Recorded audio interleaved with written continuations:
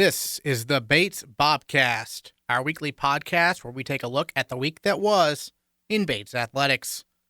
My name is Aaron Morris, and this week we're remembering the life of longtime Bates head baseball coach William "Chick" Leahey. We look back at an undefeated week for the lacrosse programs, and we catch up with the baseball and rowing teams. All that and more coming up on the Bates Bobcast.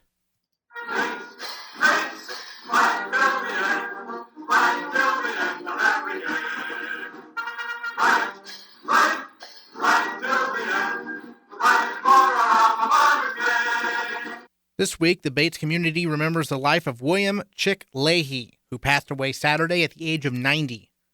A Lewiston native, Chick was a three-sport star at Lewiston High School who captained the football and baseball squads to state championships. He served with the U.S. Marines in the Pacific during World War II, played professional baseball in the Yankees farm system for 2 seasons, then earned a Bates degree in economics and a master's degree in physical education from Columbia University. At Bates, his baseball teams won 300 games, including the 1976 ECAC title. He's a member of the Auburn-Lewiston Sports Hall of Fame and the Maine Baseball Hall of Fame, and in 1990, the college's baseball field was named in his honor.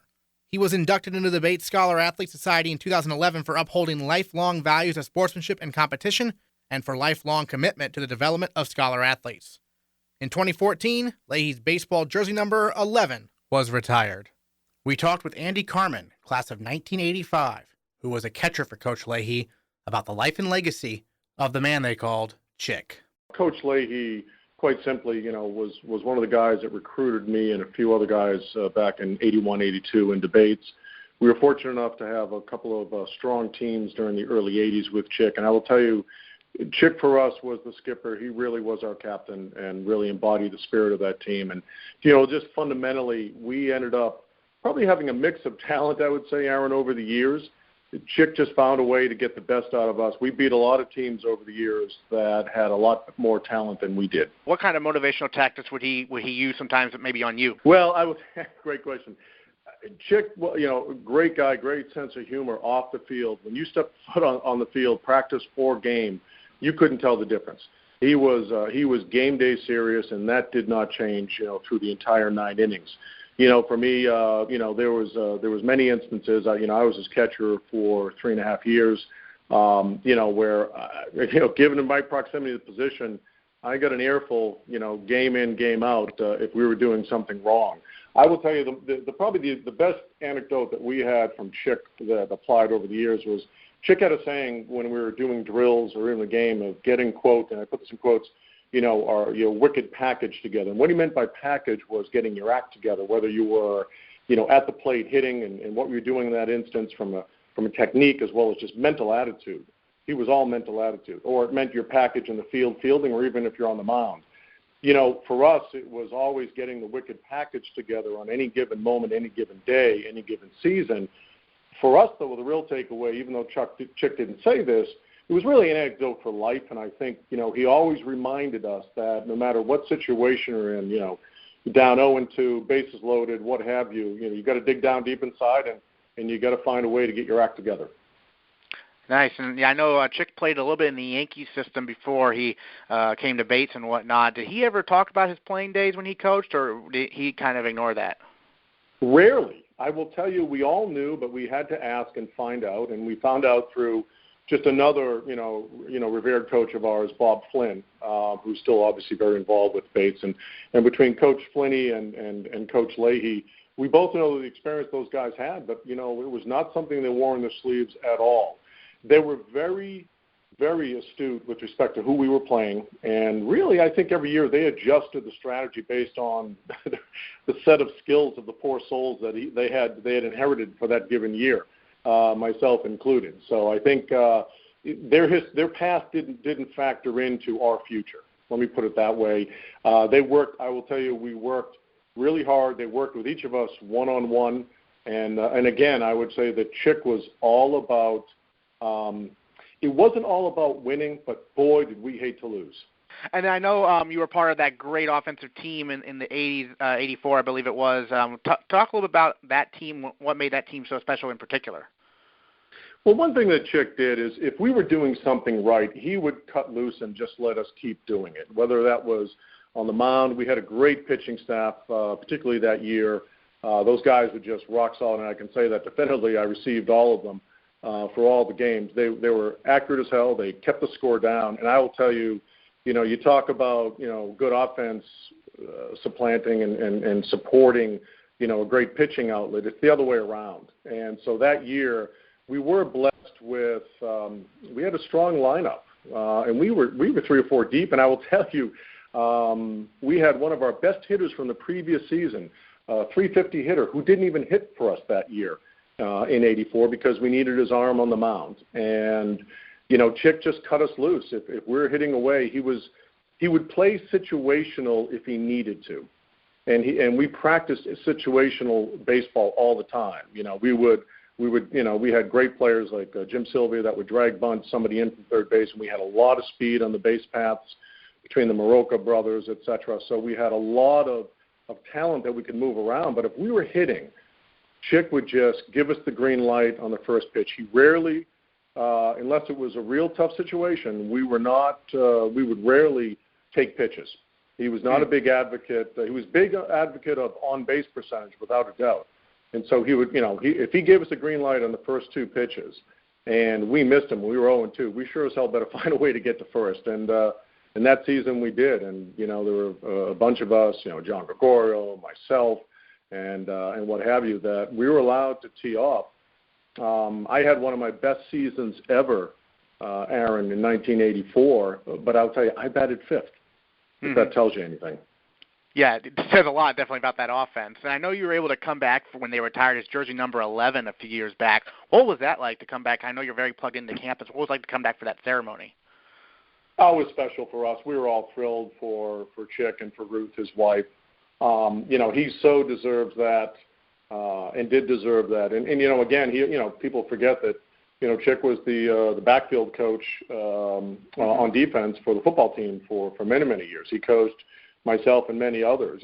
Pete Wyman played both baseball and football alongside me, Terry Fennessy, and a few others. And so Chick was our defensive back coach for years as well. So that was a thrill. To do that at the same time that we kicked off and inaugurated the new batting cage, and just to see what Coach Leonard is doing up there is just terrific. I know Chick was thrilled.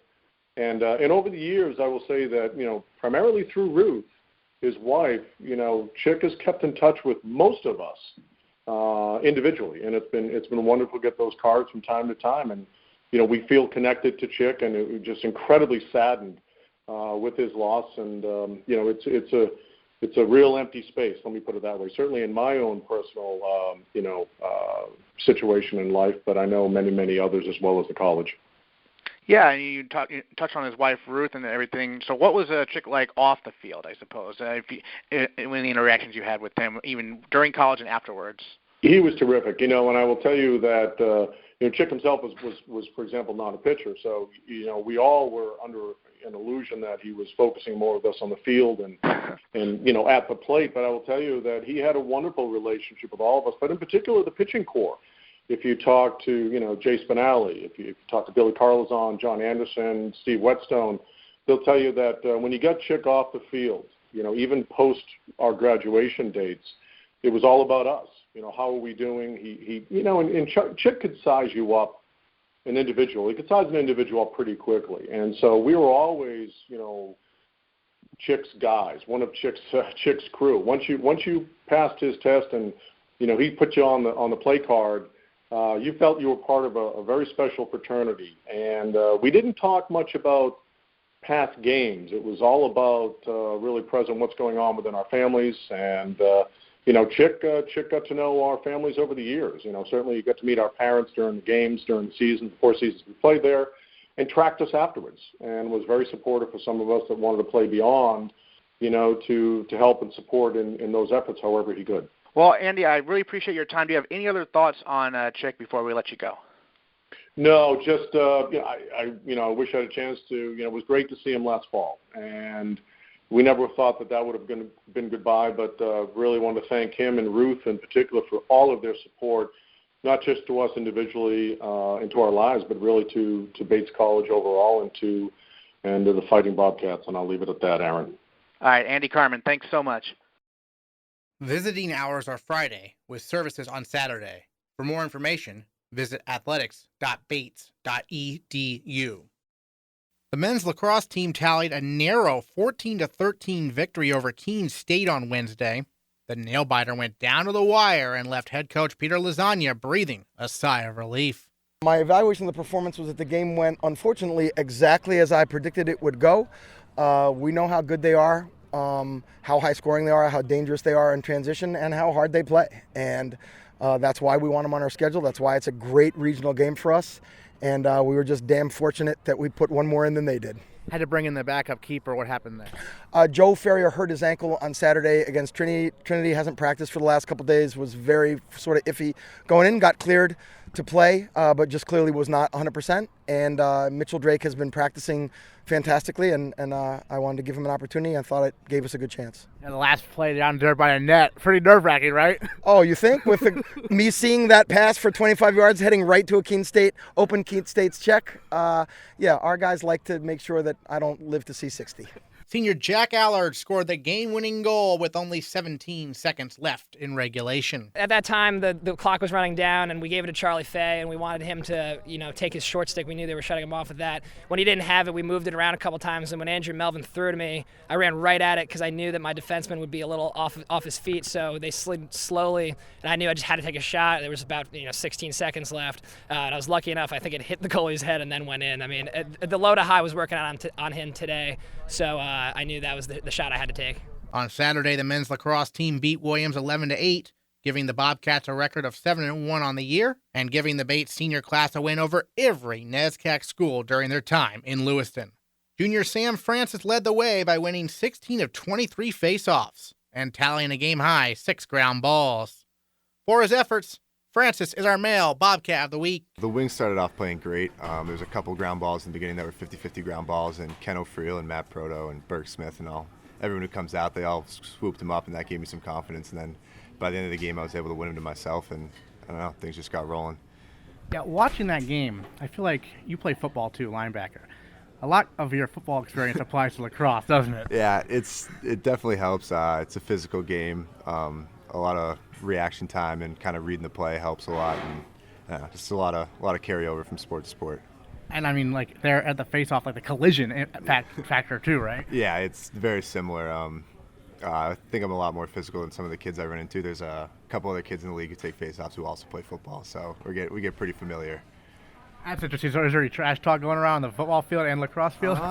Not too much now, but we definitely know who each other are. Sure, absolutely. And then obviously, as a student athlete as well, one of the top 10 GPAs on the football team, how do you find the time to balance football, lacrosse, and your double major? Yeah, it's difficult, but I actually feel like I do better in season than I do out of season just because the schedule kind of keeps everything structured. There's the 3 weeks before Christmas break that I'm actually not in season. I kind of feel like I slip a little when it comes to academics just because I have too much free time, but yeah, it's definitely a challenge, but there's Kyle Weber on the lacrosse team is also a double major, and we take a lot of the same classes, so he kind of keeps me in line, and I keep him in line. It works out. Sure, absolutely. And then for you, what are you doubling majoring in and whatnot? Math and economics. Okay, so you're looking to go into finance or somewhat? Yeah, we'll see. I applied to a lot of places for this summer. I'm actually going to go out to California and work for a startup lacrosse company and do sort of marketing and accounting and stuff for them out there. Gotcha. And then growing up in Massachusetts, what attracted you here to Bates out of high school? I actually met Coach Lasagna when I was 13. He was friends with my dad. My dad played for him when he was the general manager for the Boston Blazers. So when I met him, I didn't even know what Bates was, and he kind of poked his head into our tent at the national championship at Foxborough. And I met him there, and then Coach Averill, one of the football coaches, I met him at the Dartmouth football camp, and I don't know, it just worked out. Thank God I ended up here. So were you recruited here to play both sports right away? Mostly football, but I couldn't make the decision coming out of high school which one I wanted to play. And my dad mentioned that, especially the NESCAC schools, you're able to play both. And he knew when I was being recruited by Coach Averill, he gave Coach Lasagna a call, and he was like, yeah, tell him to come out. So I don't know if Coach Azani ever saw me play or if he saw any film, but I think he trusted my dad's judgment. Do you talk often with the other two sport athletes here? Yeah, there's always been 3 or 4 kids, at least while I've been here, that have played both football and lacrosse, so we've kind of kept close. I mean, this year there's Arthur Churchwell, Jack Merritz, and Max Bresci, and we all play football and lacrosse, and you hang out with people that often, you kind of become pretty close. So.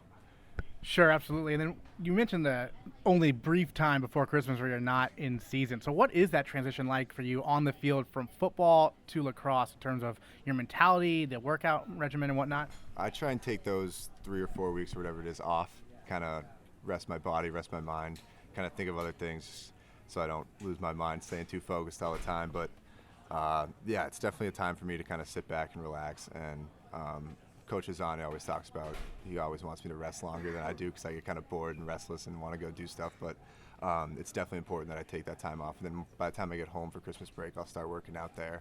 But definitely I'll start running more than trying to get stronger.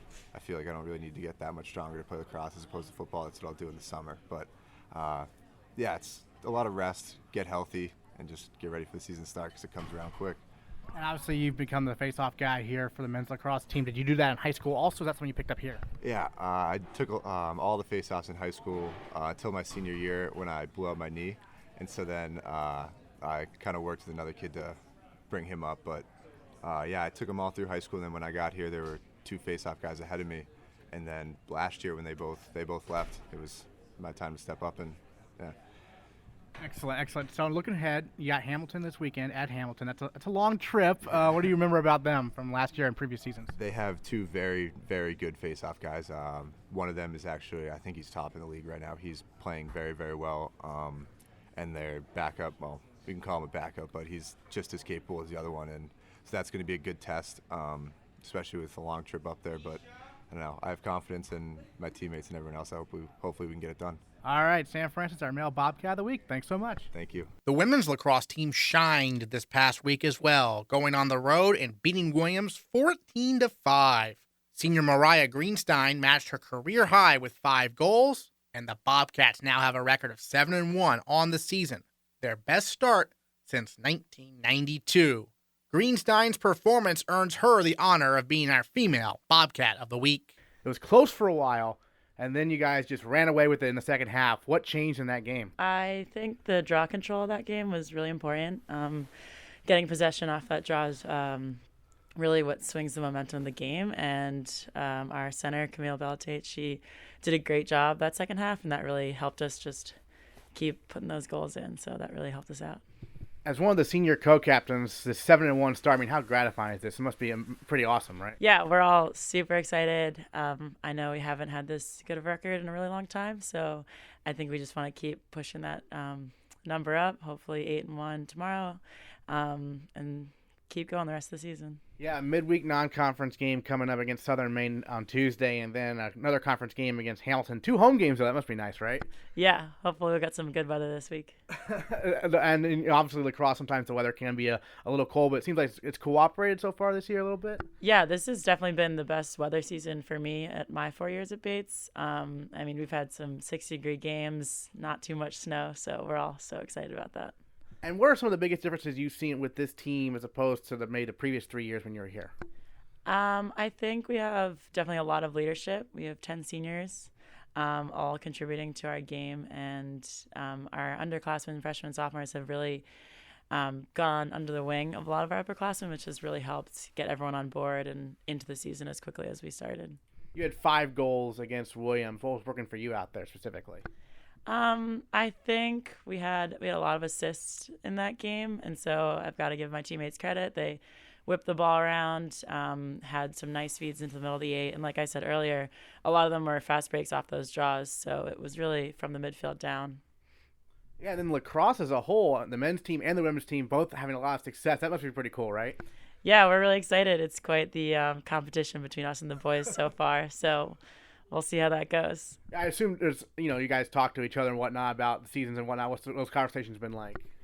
I think we're just really excited for each other. We're both 7-1. Obviously, the boys did really well last year, so we're really excited to be up and competing with them as well.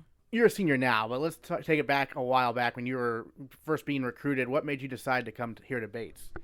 Bates was the only school I applied to. I applied ED1, and I visited when my brother was touring a couple years earlier, and I just fell in love with the school, and it was the one I've always liked since, so that's really it. Obviously no regrets, right? No regrets. No, very excited, happy with my decision. All right, what are you most looking forward to for the rest of the year? What are some of your personal goals? What are some of the team goals? I think team goals, definitely consistency, and we talk about being a second half team, which we obviously really worked on this past weekend. So I think we can just work on that and keep playing our best every game is really what we're looking for. All right, Mariah Greenstein, our female Bobcat of the Week. Thanks so much. Thank you. The men's and women's rowing teams competed against some Division I opponents to start the year at the Murphy Cup, and we caught up with co-captain Emma Taylor to recap the weekend. Well, Emma, Murphy Cup over the weekend. First of all, you went there last year. How did this year compare to the previous year? Well, this year was a lot more organized than last year was. Last year we really were just trying to get the water time just because it was so cold. This year we had some time to prepare, and we had a lot of time on the water beforehand to really understand where we were. So our results were incredible this year. So that was a big change. Also, the weather was awesome. So it was a good race and a good weekend all around.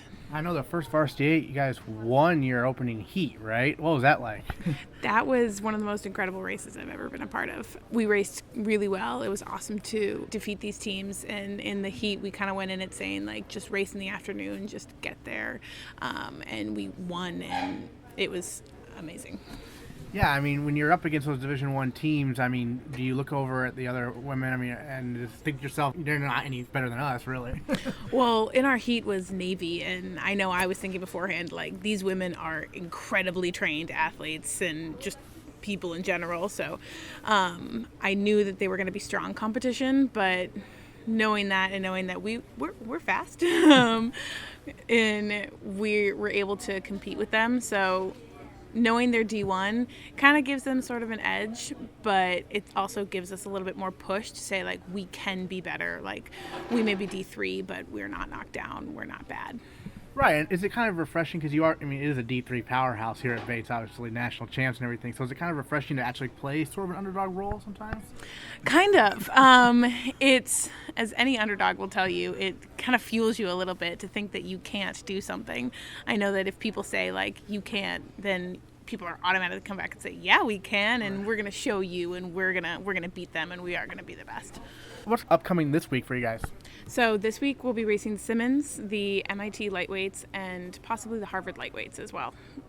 And have you competed against the Harvard lightweights before? We have not. This will be our first chance to. It'll be a great race because they are obviously incredible athletes and incredible rowers at Harvard, but it should be a very good race. Now, as part of the women's team, how much do you get to focus? How much do you pay attention to what the men are doing? Because obviously they're at the same event as you were. Oh, a lot. Because we practice with them, we row with them. We consider ourselves part of a big team. So, seeing their successes and seeing their failures, we feel them just the same. So they did very well this weekend as well. Their second varsity boat was in the grand finals. They really showed some strong racing, so we are just as proud as them. We're talking here on a Monday, a little rainy today, but you told me you're still going to be practicing. So what's it like to practice kind of in the rain sometimes? Sometimes it's actually the best water because it's not as windy. The rain really calms the water down, so it's cold and as rainy as you get. It's really nice. The water's like glass, and that's always the best conditions to row in. So sometimes it's the best. All right, excellent. Well, looking forward to the rest of the season. Thanks so much for the update. Thank you very much. The men's rowing team finished a combined 13-13 at the Murphy Cup. Co-captain Jamie Nosso joined the Bobcast to look back at the men's team's performance at the first regatta of the spring season. Well, Murphy Cup over the weekend. Jamie, first of all, tell us how it compared to the previous year for you. Yeah, so this year actually went a lot better for all three crews that actually attended. Last year, the two boats that actually went did not make it to the grand or even the petite final. And this year, we had two boats place top 5 in the grands, and one boat placed second in the petite. So compared to last year, it was a huge success. Yeah, I know, because last year you were kind of battling the weather. This year, not as much, right? No, the weather was actually amazing. A lot of the rowers actually got sunburn, which actually was great. Got some color in us. But last year, the weather was brutal. It was in the low 30s, really windy. But yeah, this year it was totally different. Really good. And then I know the Schuylkill River is pretty famous. So what was that like to row on such a famous river for rowing essentially? Yes, I never actually rode there before, and it was really cool to check out.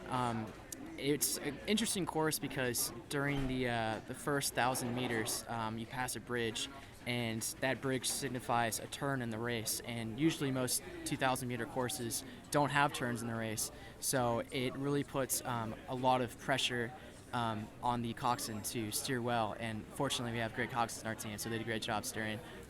Yeah, absolutely. So when you're rowing yourself and the coxswains are steering you guys and whatnot, what are you listening to them from?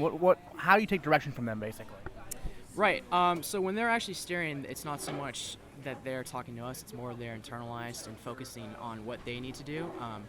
I think as a boat, we know what to do when the coxswain's not talking to us. So it's more of just staying together, staying composed, and making sure that we trust what the coxswain is doing what he or she needs to do. Sure, absolutely. And then what do you have coming up this weekend? Yeah, so this weekend we're actually heading down to Boston to race Boston College, UConn, and Harvard lightweights, which is actually really exciting. We've never actually raced Harvard lights before, so it should be a really fun race. Yeah, those are some big schools. I mean, that's challenging yourself early in the schedule, right? Yeah, totally. And actually in the Murphy Cup, we raced some D1 teams, and we actually did pretty well against them, so we're really excited about that. Having a race this early in the season really allows us to see where we are with other crews. And like I said earlier, us right now compared to last year, we've improved so much, so we can only go up from here as far as the rest of the season goes. Sure, absolutely. Now, academically, the Mount David Summit coming up here this Friday. What do you have in it?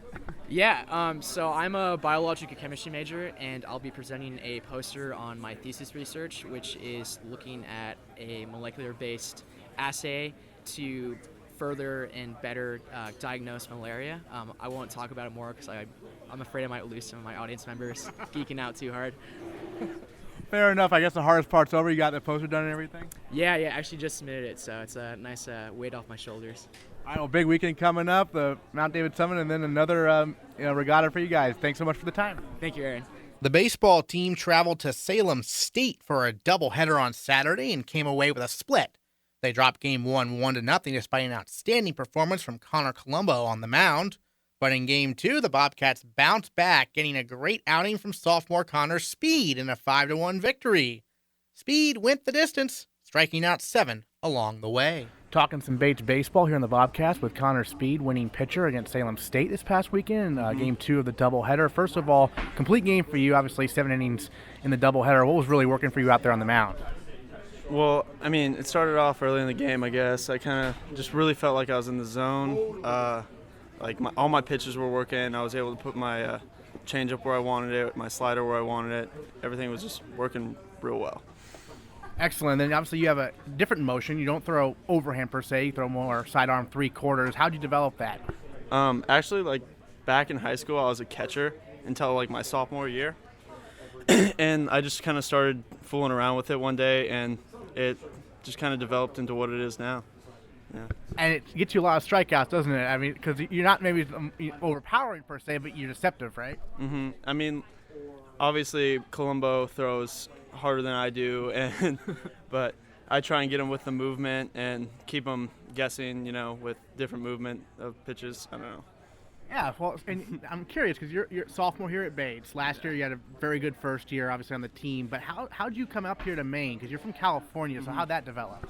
Well, I mean, when I was doing my college process, I was really wanting to go East Coast, and I was looking at schools like Brown, University of Rhode Island, Salve Regina, and I came up on a visit to Bates, loved it, and literally committed the second I landed back in San Diego. Nice, yeah, literally from the southwest part of the country up here to the northeast. Yeah, as far as you can get. Yeah, and then it must be nice to have that California trip every year, though, right? Yeah, I mean, yeah, it's nice. My family always comes out. I always have a huge little fan section. My aunts, uncles, grandmas, grandpas. It's pretty cool going out there in the early in the season. Yeah, and the team so far this year, 6-8, same start as last year, basically. You're 6-8 through 14 games last year. Also, what have you noticed about this year's team? How's it compare so far to last year's team, in your opinion? Well, this year we're real deep in pitching. We have me, Colombo, Teleska, as our weekend guys right now, but we also have guys like Chris Ward and Rob DeFranco who are lights out at the back end of our bullpen, and it's just real nice to have that depth in pitching. Yeah, and then obviously in the game against Salem State, the team fell behind 1-0, but the offense picked it up at that point. I don't know if it's nice for you as a pitcher to see that run support get you 5 runs there, right? Yeah, it was nice to just go out there and like relax and just make my pitches, and it also really helped that my defense literally put on a show. It was amazing to watch, and it was real fun to pitch. And yeah, in doubleheaders, it's 7 innings as opposed to 9 innings in normal games. As a pitcher, does that change much in terms of your mentality? Are you going for that complete game basically every time? Well, in the 7-inning games, like me and Connor Colombo always talk like we only need 2 pitchers today. Like let's do that, and it's definitely a different mental approach because like you want to go the full you want to go the distance, and you're able to like put more effort into your pitches just because it's only 7 rather than 9. Yeah, exactly. And then obviously this weekend, exciting because it's the home opener finally, right? Yeah. Coming in. So what are you most looking forward to about NESCAC play in particular? Well, NESCAC play is unlike any other. Every game seems like it's real close and just a nail biter and intense, and especially Tufts this weekend. Like, like we lost the series last year to Tufts. We're looking for revenge this year. We want to sweep them just because I know we can. We got the pitching, we got the hitting. This is our year to do it. All right, looking forward to it. Connor Speed, thanks so much. Thank you. This is a very busy week of Bates sports coming up. The 13th ranked women's lacrosse team hosts Southern Maine on Tuesday at 4:30 and Hamilton on Saturday at noon. Meanwhile, the 7th ranked men's lacrosse team visits Hamilton on Saturday for a 1 o'clock game. The baseball team hosts Tufts in their first NESCAC series and their first home series of the year. A 3-game set beginning on Saturday and finishing up on Sunday. Softball begins NESCAC play this weekend as well with a visit to Trinity. It's also the start of outdoor track and field season. The men and women head to the University of Maine on Saturday, and the rowing and tennis teams are in action as well. Go to athletics.bates.edu for the complete schedule. And of course, we'll recap it all next time on the Bates Bobcast. Bates,